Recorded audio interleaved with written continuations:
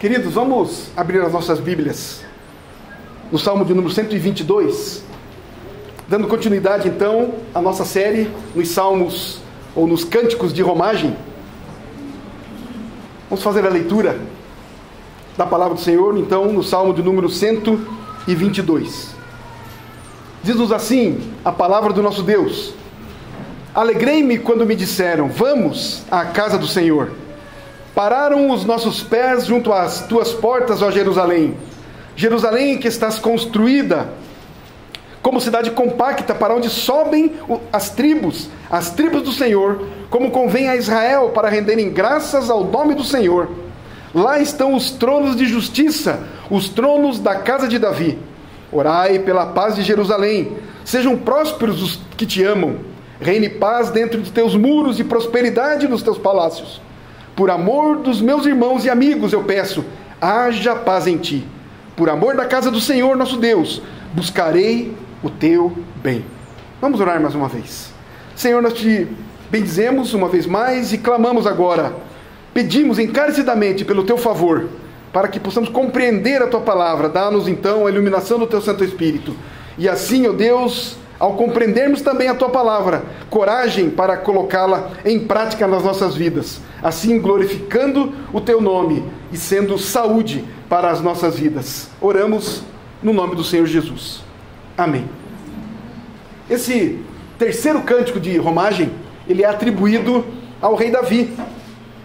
E ele descreve a alegria do peregrino, do viajante, do caminhante, quando ele chega em Jerusalém para a adoração, para o louvor do nome do nosso Deus. Esse salmo, então, ele vai descrever essa alegria quando o adorador chega até a Jerusalém, especialmente aos pés do templo.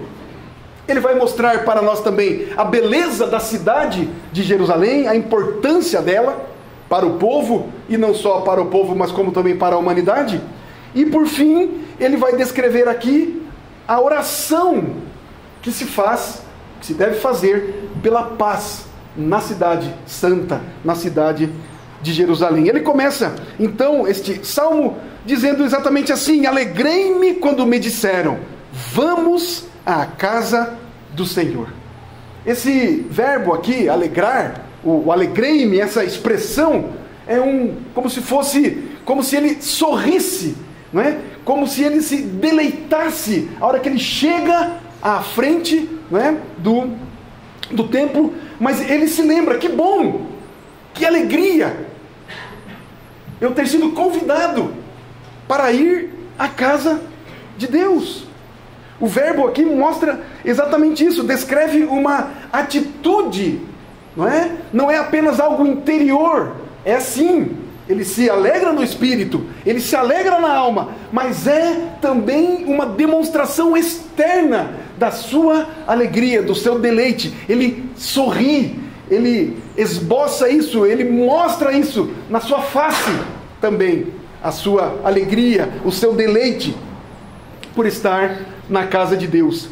Alegria e júbilo do salmista em ver que outras pessoas têm um genuíno interesse na adoração comunitária. Não é apenas uma adoração solitária, ou ele sozinho na sua casa, ou mesmo diante do templo, ou mesmo no lugar santo, enfim, em qualquer outro lugar, mas é um deleite, uma alegria de que ele não está sozinho, de que ele está junto com a comunidade de Israel, como também, como acabei de dizer há pouco, em ele ter sido convidado para essa adoração conjunta no templo, na casa do nosso Deus. Alegrei-me quando me disseram, quando me convidaram, vamos à casa do Senhor. Algo que ele esperava, algo inusitado, algo especial, algo profundo, que encheu o coração do salmista, do adorador, do peregrino, do viajante, quando ele recebe esse convite. Ele sabe também que não é apenas para ir a um lugar físico, para apreciar uma bela cidade, um magnífico templo.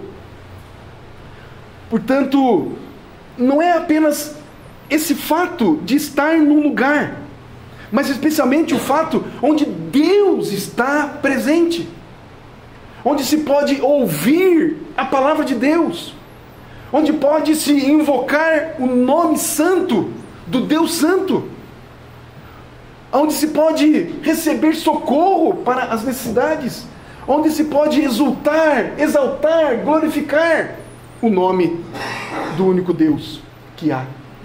Portanto, a expressão do salmista aqui, quando chega diante do templo de Deus, depois de uma viagem extenuante, ele canta ao Senhor, ele junto com o povo canta, exalta, se alegra por estar naquele lugar, mas não simplesmente por estar naquele lugar, pelo fato de quem é que está naquele lugar, quem é que se faz presente lá.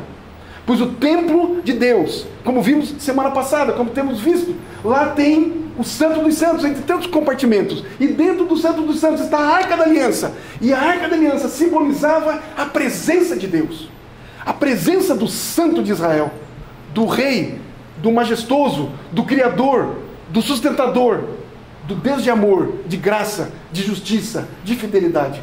Era lá que ele estava, e era para lá que o adorador ia. É por causa dele que eles iam ao lugar, ao templo, para buscar. Isso alegrava, isso o enchia de deleite, de regozijo. Portanto, a alegria de Davi está na beleza do templo, mas na verdadeira beleza do templo de Deus, que é o lugar onde se pode ouvir a palavra do Senhor, reconhecer a sua misericórdia, onde os pecados são perdoados, enfim, onde a paz de Deus ela é manifestada. É na presença de Deus, é no próprio Deus, é em Deus onde há a verdadeira paz. Quando nós olhamos o Salmo de número 84, os versos 1 e 2, você pode abrir lá a sua Bíblia, o Salmo, voltar um pouco aí, o Salmo 84, os versos 1 e 2, e também os versos 8 a 11, eles nos dizem assim: quão amáveis são os teus tabernáculos, Senhor dos exércitos. A minha alma suspira e desfalece pelos átrios do Senhor. O meu coração e a minha carne exultam pelo Deus vivo.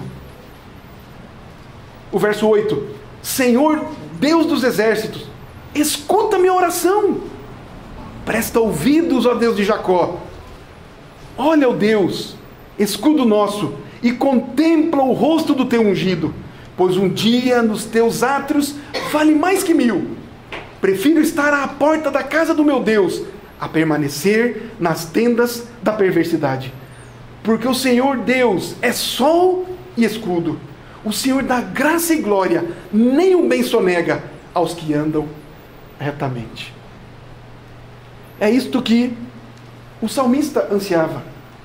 Ele com os demais irmãos, com os demais israelitas, com o restante do povo, ansiavam estar na casa de Deus, porque amavam a casa de Deus, o lugar santo. Não havia melhor lugar para eles estarem do que na presença de Deus.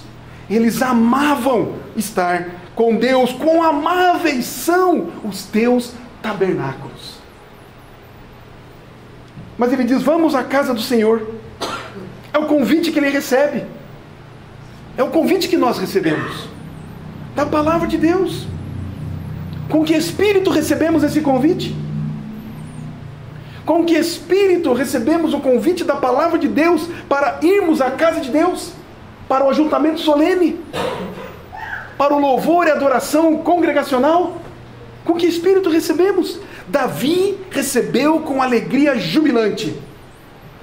Nada melhor, queridos, pode acontecer a nós e a nossos irmãos do que amarmos o lugar onde habita a honra de Deus, a pessoa de Deus.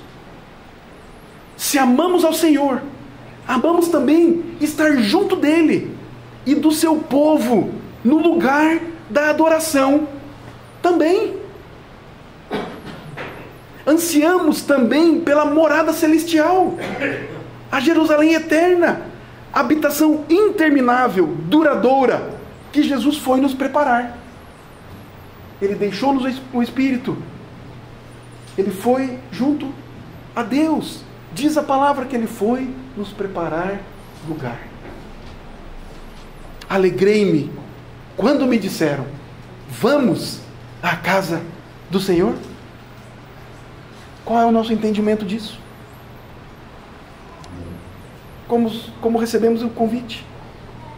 Com que espírito nos devotamos ao Senhor? Atendemos a esse convite? O verso 2, ele nos diz assim: pararam os nossos pés junto às tuas portas, ó Jerusalém. Há aqui um entusiasmo, portanto, da parte do salmista. Uma expressão quase que infantil nós podemos ver nestas palavras aqui do salmista. Uma sensação ele tem ali nesse momento que ele chega e para diante do templo, diante da casa de Deus, diante da cidade, enfim. Olha o que nos diz o Salmo de número 48. Algo que podemos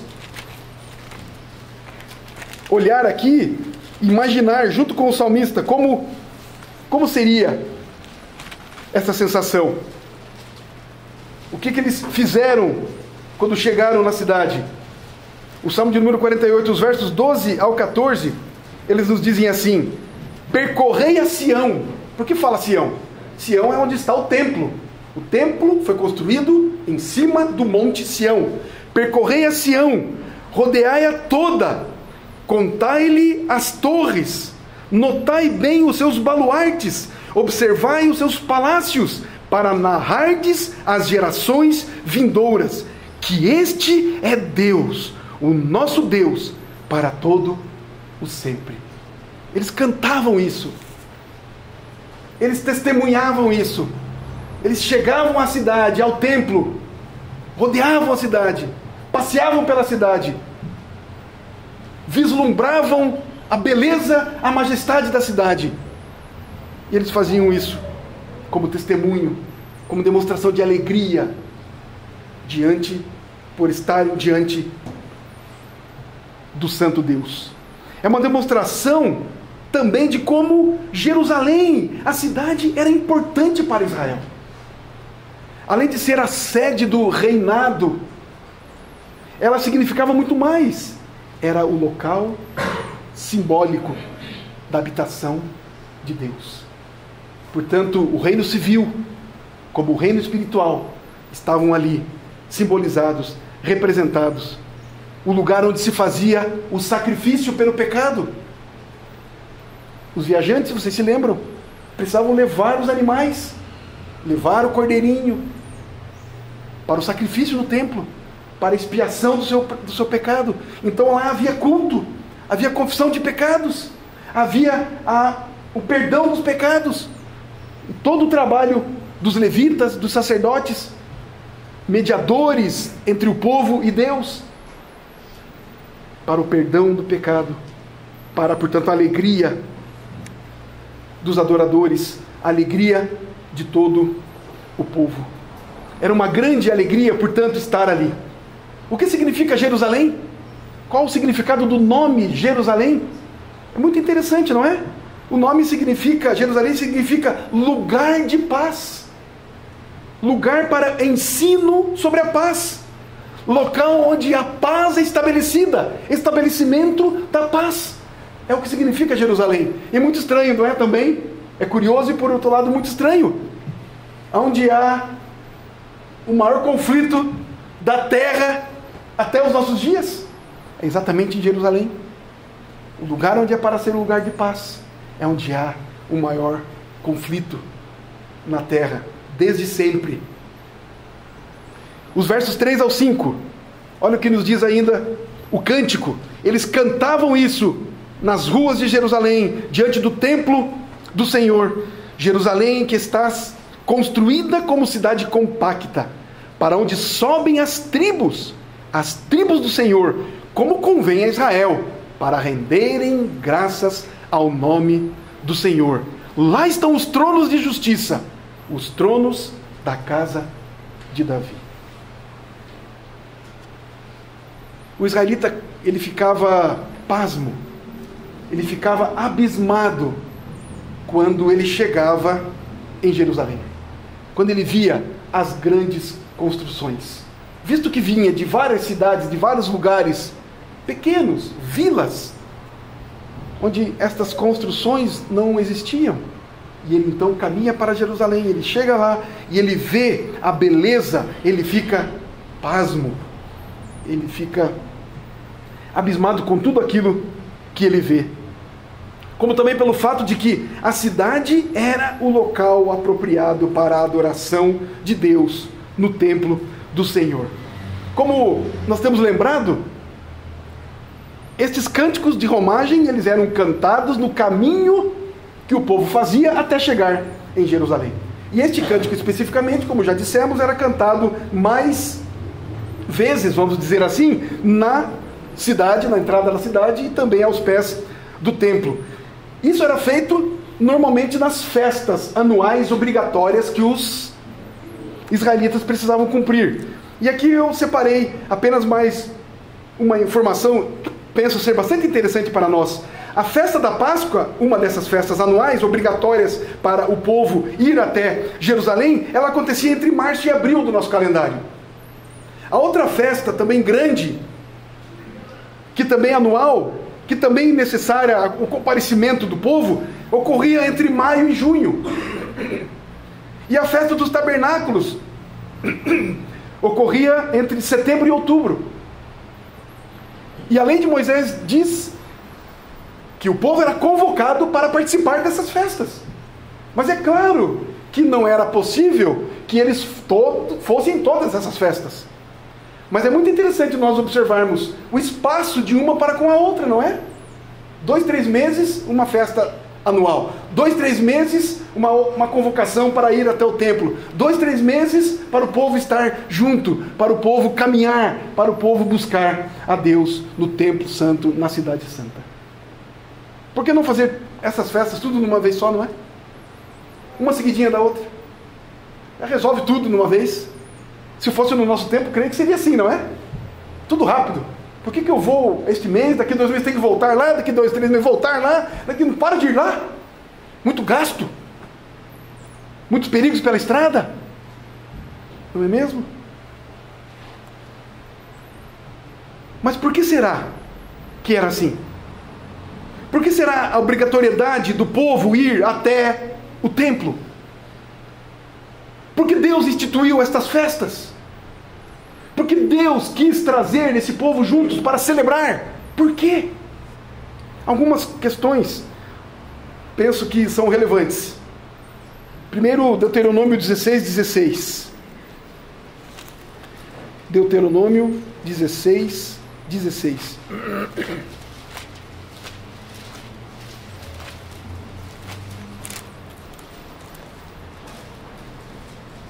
Três vezes no ano, todo varão entre ti aparecerá perante o Senhor, teu Deus, no lugar que escolher, na festa dos pães asmos, e na festa das semanas, e na festa dos tabernáculos.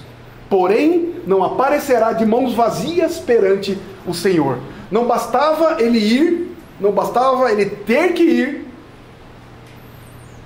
3 vezes por ano, pelo menos,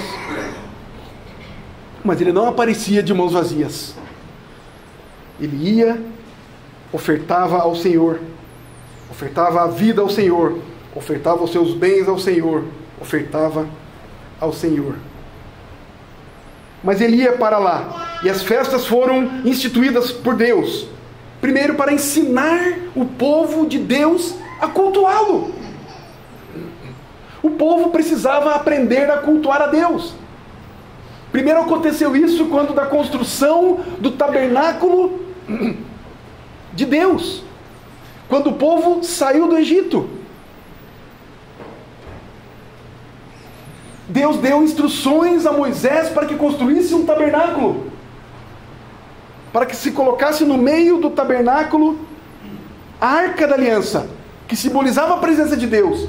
E enquanto o povo caminhava pelo deserto, dia após dia, quando esse povo parava, o tabernáculo era montado no centro das tribos, no centro do povo.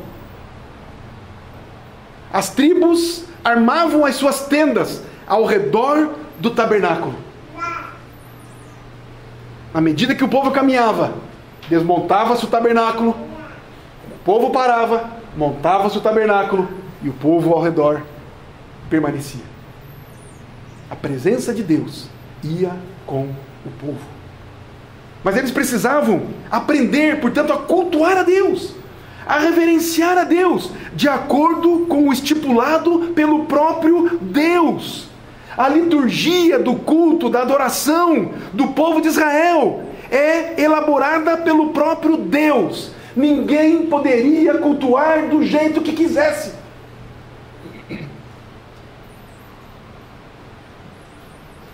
Era do jeito de Deus, designado por Deus, escrito por Deus, estipulado por Deus.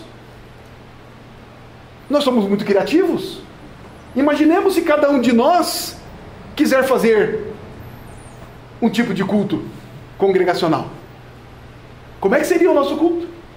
Como é que seria o culto dos israelitas? Só para dizer o mínimo, só para dizermos da nossa perspectiva.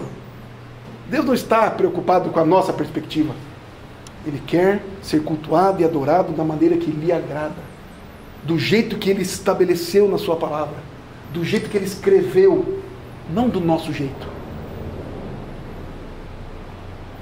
Por mais verdadeiro e sincero que possamos ser na nossa adoração criativa, Deus não está interessado em primeiro lugar nisso. Ele está interessado na sua glória, de que se obedeça a sua palavra, de que se cultue do jeito que Ele quer. E o povo, portanto, quando Deus coloca o seu tabernáculo no meio do seu povo, e o povo, à medida que caminha até a Terra Santa, vai cultuando a Deus, vai aprendendo a cultuar a Deus. Deus deu os levitas, os sacerdotes, separou uma tribo, perdão, especialmente para ensinar o povo a cultuar o seu nome, a andar com Ele. Era assim antes, é assim hoje. Da mesma maneira, nós devemos hoje cultuar o nosso Deus, do jeito que Ele mesmo estabeleceu. Sem invenções, sem inovações, sem nada que vá contra o que a Escritura estipula e determina de como deve ser a adoração ao nome do nosso Deus. As festas foram dadas também para que o povo desse graças a Deus pela aliança que fez com Ele, com esse povo. Deus fez uma aliança com esse povo, prometeu ser o Deus desse povo. Como também aquele povo ter um Deus, o único Deus, o Deus sobre todas as coisas, para eles glorificarem. É o que nos diz o versículo 4, não é? Para onde sobem as tribos do Senhor, como convém a Israel, para renderem graças ao nome do Senhor. Era por isso que eles iam agora a Jerusalém, ao templo, para renderem graças ao Senhor, para manifestarem gratidão, reconhecendo o favor de Deus, o cuidado de Deus, a aliança de Deus com eles. Mas ainda mais, para manter a unidade da nação de Israel. Israel é uma nação formada por 12 tribos, não é isso? 13 se formos ver, por causa dos levitas. Mas ainda 12, porque a tribo de José foi dividida em duas, não é? Então às vezes 12 e às vezes 13. Mas são 12 tribos, 12 filhos de Jacó, não é mesmo? Para que se mantenha a unidade. As tribos de Israel, o povo de Israel espalhado por toda Israel. Lembram-se quando Jesus nasceu? Qual foi a ordem do imperador? Vamos fazer um censo no império. Por que essa ordem? Para que Jesus nascesse em Belém. Moveu o império todo para um censo, para que Jesus nascesse em Belém. Porque Maria e José eram de Belém. Os pais eram de Belém. Eles eram descendentes de Davi, não é? Que era de Belém.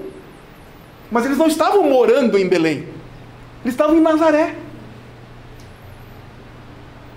Então houve o censo para que Jesus, obrigatoriamente, então, todo israelita tinha que voltar à sua cidade natal, a cidade dos seus pais. Então, por isso Maria e José foram para Belém, para se cumprir a Escritura, para se cumprir a promessa. Portanto, trago essa ilustração apenas para lembrar que o povo de Israel, ele não estava espalhado por Israel, cada um na sua tribo. Estavam espalhados. Como no Brasil hoje, temos os sulistas que moram no Nordeste, os nortistas que moram no Sudeste. Enfim, estamos espalhados. Como termos uma nação una? Como pensarmos a mesma coisa? Como adorarmos o mesmo Deus? Pois nem em todos esses lugares, influências tantas, tamanhas, povos politeístas ao redor de Israel, dentro de Israel, muito israelita vivendo fora de Israel. Por que as festas? Para manter a unidade da nação de Israel. Porque é por isso que as 12 tribos eram convocadas. Era uma obrigação que eles fossem juntos, no mesmo tempo, na mesma hora, no mesmo lugar, adorar a Deus. Tinha uma unidade. Preservavam a unidade. Enaltecia-se a unidade do povo de Deus, do povo da aliança. Mas mais, as festas eram necessárias. O ajuntamento do povo em Jerusalém, no templo, para testemunhar da presença, do poder, da misericórdia e da companhia de Yahvé no meio do seu povo. Pois era isso que eles cantavam. Esses cânticos, estes salmos de romagem são cânticos. Não eram recitados, normalmente eram cantados por todo o povo, um coral único. Um coral congregacional, cantando a respeito de Deus, o Deus da paz, o Deus que tirou o povo do Egito, o Deus que é misericordioso, o Deus que é justo e verdadeiro, o Deus que é o único que há. Era isso que eles cantavam, enquanto caminhavam, enquanto chegavam na cidade. Testemunhavam, portanto, de quem é Deus. Por que as festas? Mas, para que eles se lembrassem sempre que tinham um rei na terra, escolhido pelo próprio Deus, para julgá-los e para governá-los, como também esperar que da casa de Davi é que viria o Redentor de Israel. Olha o verso 5, lá estão os tronos de justiça, os tronos da casa de Davi. Era no templo. Era o rei que julgava a nação. Lembra-se de Salomão julgando aquele caso muito conhecido? De quem é o filho? Desta ou daquela? Ah, o meu filho morreu. Não, quem morreu foi o seu. E aquela discussão toda. Salomão vem e julga o caso, julga a situação e dá o veredito. É lá, no templo, na casa de Davi. É lá que há o julgamento civil, e é de lá, da casa de Davi, do descendente de Davi, da semente de Davi, que vem o Redentor, que vem o Filho de Deus. Isaías capítulo 7. E infelizmente, até hoje, os israelitas, os judeus, estão esperando. Isaías capítulo 7. Ainda não reconhecem o Senhor Jesus Cristo como o Filho de Deus, o Filho de Davi. Isaías 7, os versos 13 e 14. Então disse o profeta: ouvi agora, ó casa de Davi, acaso não vos basta fatigardes os homens, mas ainda fatigais também ao meu Deus? Portanto, o Senhor mesmo vos dará um sinal: eis que a virgem conceberá e dará à luz um filho, e lhe chamará Emanuel. A profecia, dizendo que vem da casa de Davi, o Emanuel, o Deus conosco, o Filho de Davi, o Senhor, que reina eternamente. Mas os versos 6 a 9, diz-nos assim: orai pela paz de Jerusalém, sejam prósperos os que te amam, reine paz dentro de teus muros e prosperidade nos teus palácios. Por amor dos meus irmãos e amigos eu peço, haja paz em ti. Por amor da casa do Senhor nosso Deus, buscarei o teu bem. Orai pela paz de Jerusalém. Uma coisa, algo interessante, uma curiosidade. Quando tratamos e quando falamos do templo, o templo de Jerusalém, o templo em Jerusalém, aí vem-nos uma pergunta: por que Davi não construiu o templo? Davi, o homem segundo o coração de Deus. Davi, aquele que foi seguido por milhares e milhares de israelitas. Davi, aquele que Deus cuidou, protegeu contra as ciladas e as investidas de Saul. Davi, que foi escolhido pelo próprio Deus para ser rei. Por que Davi não foi o construtor do templo? Porque Davi era um homem de guerra. Deus disse isso: você não vai construir o templo, porque você é homem de guerra, você é homem sanguinário. Mas a curiosidade, além disso, está: quem foi que construiu o templo? Quem foi autorizado para construir o templo? Salomão, seu filho. Sabe de onde vem o nome Salomão? A raiz do nome Salomão vem de Shalom, vem de paz. É por acaso? Será por acaso? Lugar de paz é da onde vem o nome Jerusalém, é onde foi colocada o templo do Senhor. Orai pela paz de Jerusalém, sejam prósperos os que te amam. Deus deseja que a sua cidade, o local da sua habitação, seja cidade de paz. Portanto, queridos, orar por Jerusalém era demonstração de amor ao Deus de toda a paz. Quando o povo orava e atendia a ordem de Deus para orar por Jerusalém, era demonstração de que amava esse Deus, de que era o povo de Deus que amava a esse Deus. Portanto, é isso. Se eles amavam alguma coisa, se eles amavam Jerusalém, então eles oravam por isso. Queridos, nós oramos por aquilo que amamos. Se nós não amamos, nós não oramos.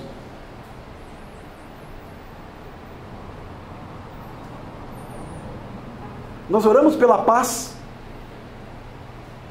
dos nossos queridos que não conhecem a Deus? Pela paz com Deus? Oramos pela salvação deles? Se nós os amamos, nós oramos. Se nós não oramos, pode ser uma prova real de que nós não os amamos. Orai pela paz de Jerusalém. Os que amam Jerusalém e, portanto, oram por ela, serão prósperos. Olha o resultado. Orai pela paz de Jerusalém. Sejam prósperos os que te amam. A recompensa. Quando obedecemos ao Senhor.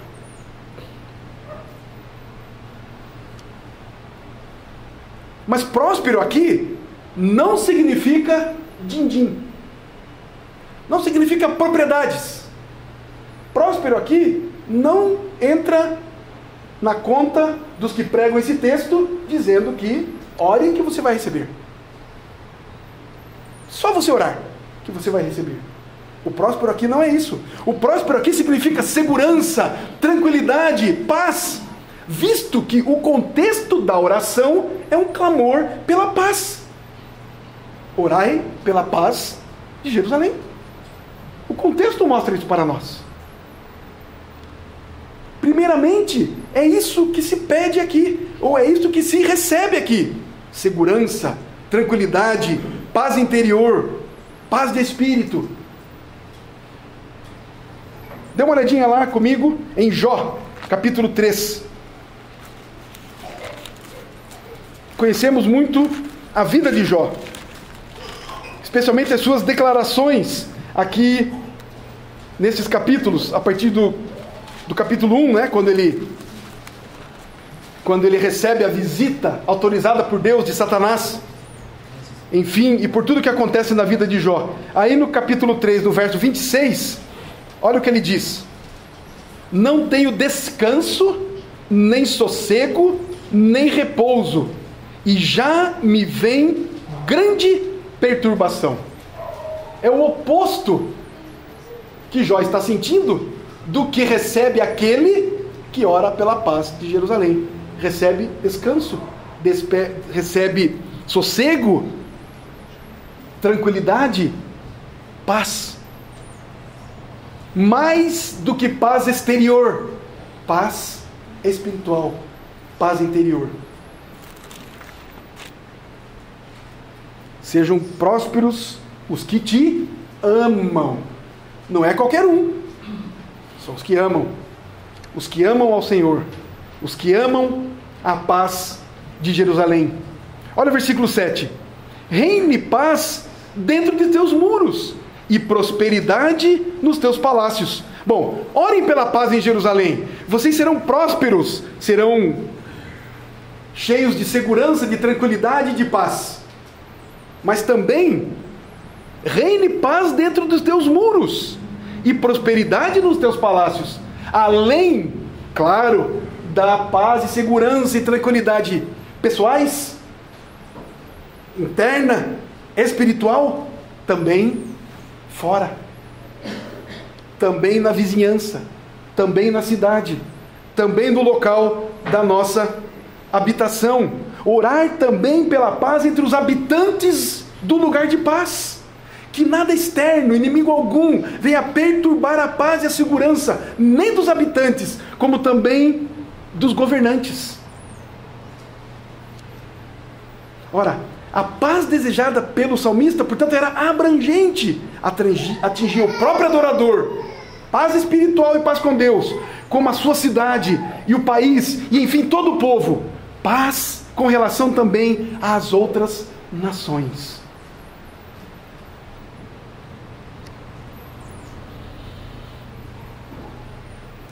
Olha o verso 8. Por amor dos meus irmãos e amigos, eu peço, haja paz em ti. A motivação para a oração era o amor aos irmãos e amigos. Voltamos a lembrar, ou o salmista volta a nos lembrar: se nós amamos, nós oramos.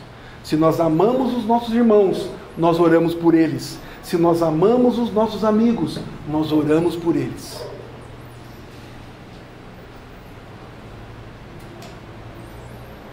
É necessário que haja paz em Jerusalém, para que eles sejam abençoados. Olha o verso 9. Por amor da casa do Senhor nosso Deus, buscarei o teu bem. Portanto, o amor por Deus, o amor pelo Senhor, era razão suficiente, não apenas para que o povo orasse pela paz, tranquilidade e o progresso no lugar de culto, na cidade, mas para que eles também buscassem ativamente os fatores que promovessem o benefício da cidade. Portanto, a vida do adorador, a vida do Filho de Deus, a vida do israelita em primeiro lugar, na nossa vida agora como adoradores, não deve ser uma vida que olha apenas para o nosso próprio umbigo, para o nosso próprio eu, para os nossos próprios sentimentos, desejos, para a nossa própria e apenas tranquilidade, paz e segurança. Mas nós oramos sim por nós, oramos sim por isso individualmente, mas oramos e queremos e desejamos, intercedemos e nos empenhamos e nos esforçamos e servimos quando fazemos isso pelos outros, quando olhamos o outro, quando cumprimos o mandamento de Deus, amar a Deus sobre todas as coisas e ao próximo como a si mesmo. Era isto que estava embutido aqui. Esse era o princípio que Deus, quando inspirou o salmista a escrever esse salmo, ensinar o povo a cantar, e o povo como um coral cantava às portas do templo. Era esse o intuito, era esse o desejo de Deus, ensinar o povo a adoração, a não olhar apenas para si, a olhar para Deus, olhar para o próximo.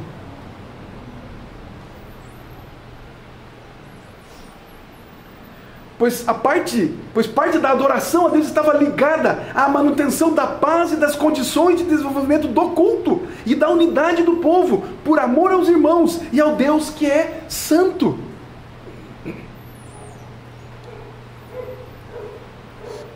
Vamos concluir com algumas aplicações mais diretas para nós. Irmãos e irmãs, os princípios que fundamentam esse cântico são claramente vistos no Novo Testamento e se aplicam a nós, igreja hoje, povo de Deus hoje. Em primeiro lugar, nós não temos desculpas para não cultuarmos a Deus regularmente com os nossos irmãos. Cultuarmos a Deus regularmente com os nossos irmãos, não temos desculpas, a não ser por casos de fato necessários, por questões, ocasiões necessárias. O que é que está nos impedindo de irmos cultuar ao nosso Deus com o seu povo? Não importa o lugar, já sabemos disso. Mas o que é que me impede de ir cultuar a Deus com o povo? Como povo que sou, como adorador que sou, como membro do povo de Deus, como um a quem Deus fez aliança. O que é que me impede? É sono? É preguiça? É outro compromisso mais importante do que estar com o povo de Deus, adorando ao Senhor? Não temos desculpas para não cultuarmos a Deus regularmente com os nossos irmãos. Se amamos a Deus e aos nossos irmãos, desejaremos buscar a Deus junto com eles.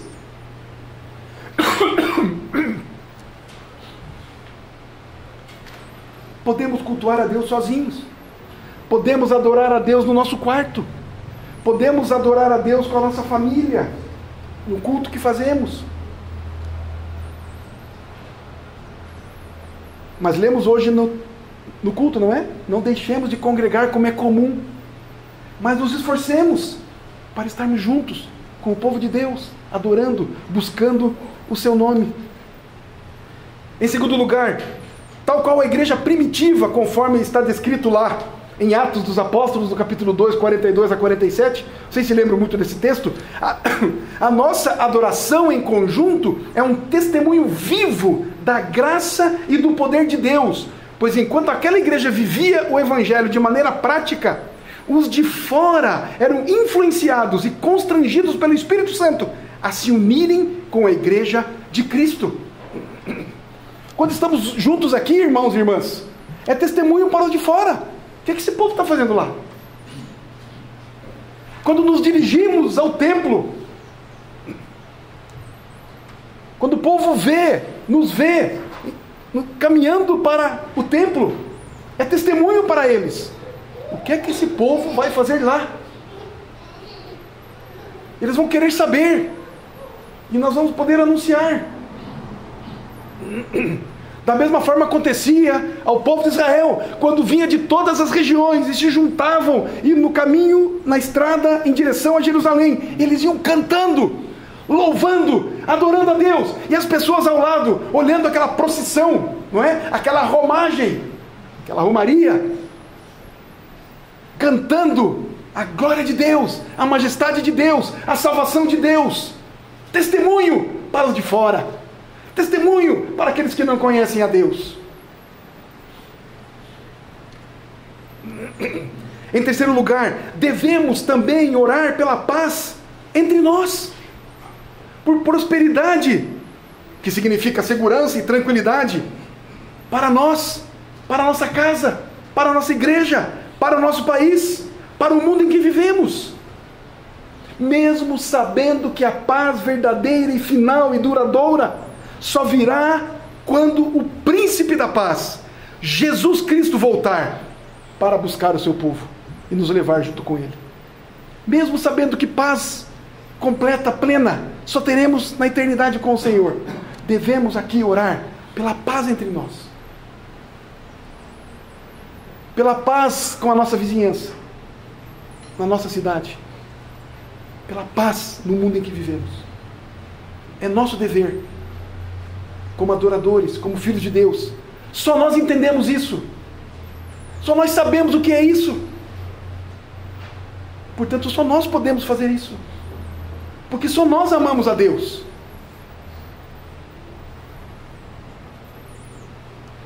Em quarto lugar, a paz de Deus, a paz em Deus, a paz com Deus, ela somente é experimentada por meio de Jesus Cristo, seu Filho, que disse: deixo-vos a paz, a minha paz vos dou, não vou lá dou como o mundo a dá, não se turbe o vosso coração, nem se atemorize.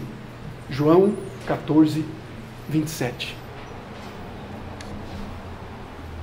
A paz de Cristo, queridos, assegura àqueles que creem serenidade, quietude, mesmo diante das grandes dificuldades que Deus nos permite enfrentar a cada dia.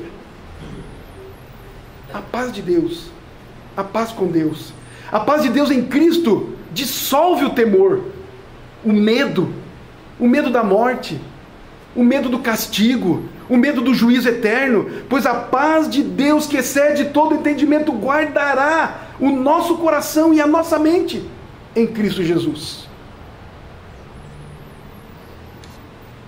A paz de Deus, queridos, reina nos nossos corações, no coração do povo de Deus, e essa paz, a de Deus, que mantém a harmonia, o amor, a amizade entre nós.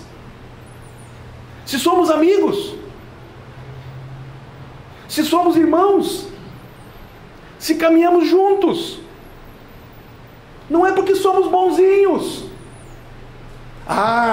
Aqui só tem paz por minha causa, porque se não fosse por minha causa, o negócio aqui ia estourar, ia explodir. É a paz de Deus, é a paz de Cristo, que enche o meu coração e o seu coração, que possibilita a harmonia e a amizade entre nós.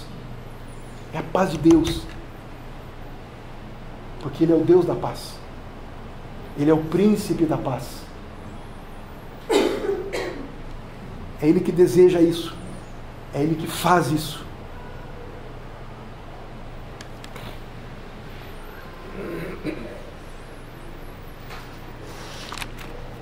Quero ir para finalizar com vocês em Romanos, 2 textos em Romanos. O primeiro deles, Romanos 14 e 17.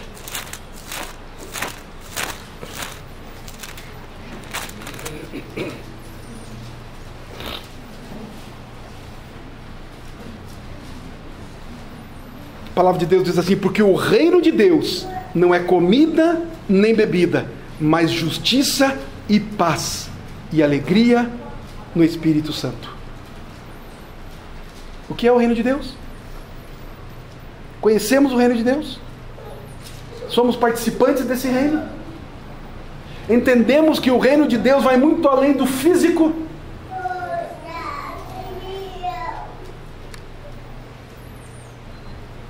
É justiça, a justiça de Deus, manifestada em Cristo Jesus. É a paz de Deus. O reino de Deus é paz, que foi dado e é dado a nós por causa de Cristo Jesus. E alegria no Espírito Santo. Só podemos desfrutar, reconhecer, perceber, vivenciar tudo isso por causa do Espírito Santo de Deus que habita em nós. Romanos capítulo 5, de 1 a 11.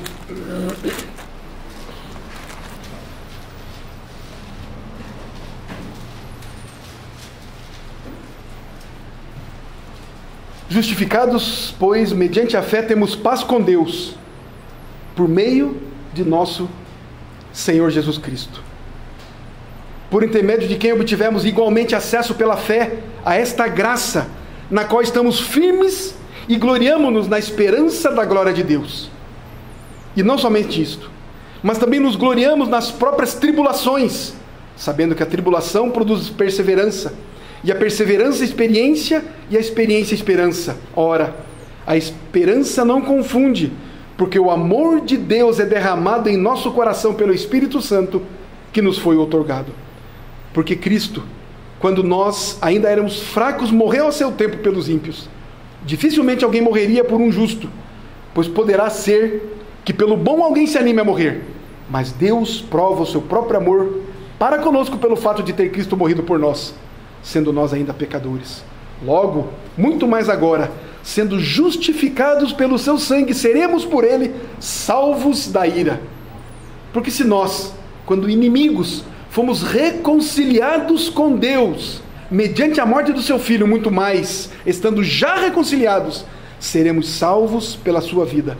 E não apenas isto, mas também nos gloriamos em Deus, por nosso Senhor Jesus Cristo, por intermédio de quem recebemos agora a reconciliação. A nossa reconciliação com Deus nos traz, nos dá, da parte de Deus em Cristo, a paz com Deus que precisamos, que recebemos graciosamente do nosso Deus, por causa de Cristo Jesus. É por isso que nós podemos cantar juntos este hino, segurança e alegria, e que no nome do Senhor Jesus nós possamos usufruir desta paz, a paz que somente o Senhor pode nos dar.